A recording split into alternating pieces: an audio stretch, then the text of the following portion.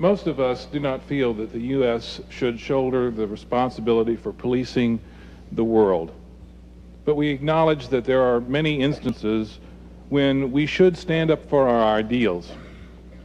When do you think we should or should not intervene in world affairs? I think if you're going to send American troops into combat, you've got to conclude that we have a vital national security interest. I think the case for Bosnia there is very, very weak. The thing that concerns our group was the fact that the ethnic cleansing kind of activity going on in Bosnia represents a basic blight on humanity.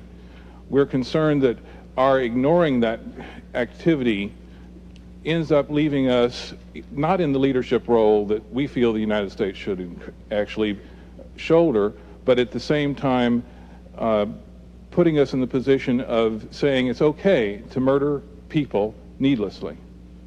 I don't think we're saying that. I think part of understanding power is understanding the limits of power. We can't fix every problem in the world. We can't right every wrong. Well, obviously, we should not enter American troops into a situation unless a true vital interest is at stake. And if we go in, if it's a conflict, we should go in to win it and not tie our hands behind our backs. We should do what we did in the Gulf War, try to win it, in fact, even go beyond the Gulf War and get at the source that created the war in the first place.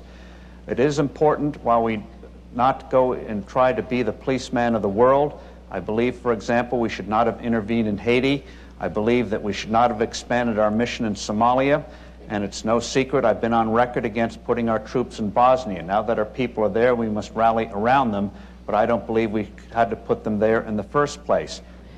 Some of us feel that it's a moral imperative to get involved with certain types of genocide, with the incredible violence that's happened in Bosnia, and that we don't live in isolation. The United States is really part of a world community. You're 100% right, but the question is, how do you do this intervention? And I'm suggesting the first point is not always to send American troops.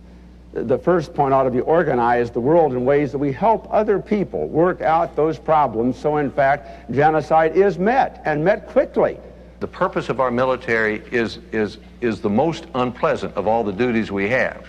But we need a president who acts consciously and specifically first in our own national interest. That means first to defend ourselves. It means second to meet the treaty obligations we have all around the world. We cannot turn our back on instances that sear our conscience. And Bosnia is a very good example. I mean, how can the United States of America just stand there and not do anything? But what we'd better be prepared to do is be pretty hard-headed about what we decide to do. I don't think we should become involved in anyone else's civil war unless we're prepared to pick a side and win the war. If we had turned our backs on that situation, then the president was convinced, we were all convinced, that it would have led to the destruction of NATO, a huge amount of damage to the U.S. ability to provide leadership in the world, and would have vastly increased the risk of that conflict spreading in a way that would really engulf large areas of Europe and eventually lead to us having to get involved anyway, not in a peace, but in a war.